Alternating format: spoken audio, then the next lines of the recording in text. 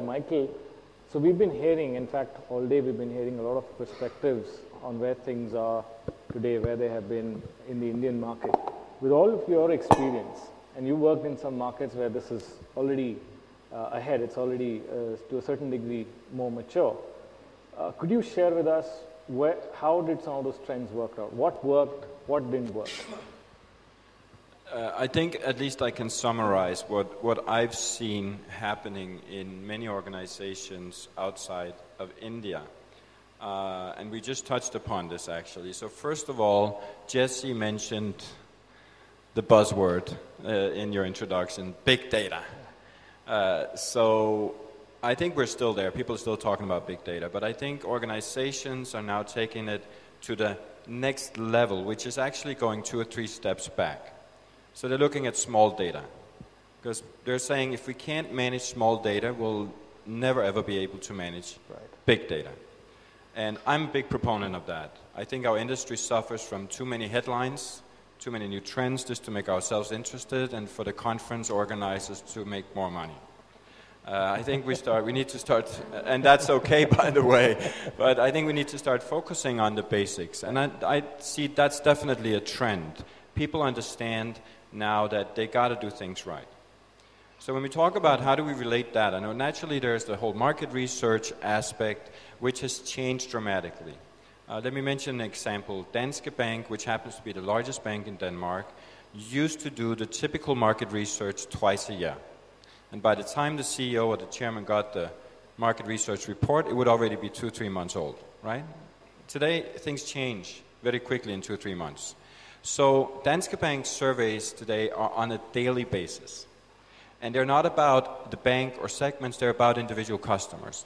So if you look at satisfaction score, these satisfaction score, if permission is in place, is actually related to the individual customer. So let's say I'm an important customer to Danske Bank. If I am not happy with their services, and because I'm an important customer and the lifetime value of my engagement is high, red alert goes on. A red alert will be sent to a manager of a certain level who will contact me to try to deal with the issue. So that's one of the ways we see that people are using data to differentiate. And the last thing I'd like to mention, if I may, now is the whole marketing communication. So data privacy is not an issue in India, but it is anyway. You just don't know it. And you have this quantity approach in India where, in fact, and it's been in Europe, it's been in North America, as you know, but there are legislation in place that sort of stop that party. So brands in Europe and the US and Canada are focusing now on quality, right? And they're looking at how do we make data actionable? How do we make analytic actionable? Because I think we can all agree that that's what matters. Having data, being able to manipulate reports and whatnot, is insignificant in the grand scheme of things. Would you agree with that? Yeah. What matters is the impact those actions have on the individuals you're trying to reach. Right. And I think that's where we need to get to, and I think in India there's so much talent, there's so much knowledge, there's so many resources that brands present here today can actually do it. It's just a matter of understanding how do we get started and what should be the point of differentiation in that communication. So that's just 3 things that came to mind about what I've seen happening outside of India. I'm going to draw upon what you said, and going back to the question that I wanted to ask you, Arvind. So we've seen in the last couple of decades that mandates have been fractured, right? And that also is an indicator of how nuanced the people are getting. So there's pluralism, there's multiculturalism, and that means that you have more pockets or segments of people to reach. Now you are unlike a marketer who can pick and choose segments depending on what products they're selling. You would like to reach everybody. Okay. We are very much a marketer. Right. We are, I always say we are combining the insights of consumer marketing with political engagement. Right, sorry. So let me amend what I said. What I meant was that unlike a marketer of a product that goes to a certain segment. Let there be some spice in the panel. Let there be disagreement. Please. So my question, let me finish it quickly and then, I'm sure you'll have lots to add, was that as more of that happens, right, don't you think some of these methods could be brought in to sharpen how you are able to reach and connect? Like there are large parts, and probably good lot of people sitting in this room as well, that seem to have disengaged from the political process, that don't go and vote as often as they should. So how does that happen? No, it's a very, very excellent point. See, as I said, 5 years is too long a time. We really don't know, and we can't wait. The thing is, what we found, the uncertainty in predicting what's going to happen, and you've seen all pollsters going wrong, right? There's a lot of uncertainty, and what analytics is helping us do is to reduce the uncertainty. We cannot remove it to zero, but we can definitely reduce it. So we're trying to find out, what is taking people, how can you engage with them over the 5-year process, right, so that you understand what is the message they want, right, and then you can micro-target that message.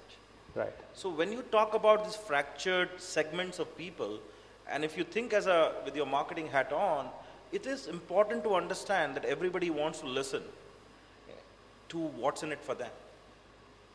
And one of the big insights is, of certain elections that we've not done so well in, is that, it's good, India is shining, right? But what's in it for me? So if we are able to micro-target our message to that community, and not only at a later stage in a campaign, in a sustained process, that engagement happens very well. And that's the use of big data to us, right, of analytics to us, big data analytics. Right. Okay, what is that the groups want to hear? Right. And what accelerator should we be pressing a lot more, right, than less? Right. And wonderful insights have come about it, I'll again share an insight, and this is maybe of use. What happens is that we get dictated a lot of what makes headlines, right? What makes headlines, what is probably the first thing that we read in the newspaper. But the large part of the population is thinking other way around. So a lot of deep analytics has made us realize that this is an issue that is, the mainstream media may have not projected it correctly, but the general population at large is actually with it. So, in our own terminology, for the lack of terminology, the approval rating for this issue is actually positive. So it gets us more people who are fence sitters, right, than does not. And this is something, and that's why I'm saying it's in a closed room discussion, that this is something very important for us to understand. Right. And that's how we are micro-targeting. So we are able to understand who are these people who are saying this is a good issue. Right. And we identify with the brand because of this issue now. Right. So right, a lot of deep insights are helping us do that, right, and micro-targeting our message. Very useful. So, that's where I say it's a crossover of consumer marketing with political engagement. That's great insight. I mean, it's fascinating to understand that, that level of thinking is actually happening. Last question, and that's for you, Michael. Okay. So since again you bring us some experience that's ahead of the curve to where most of us stand today, right? What is the tipping point for businesses, particularly when it relates to brand differentiation, to move from their own domain experience to more insight and more forms of insight-driven decision making?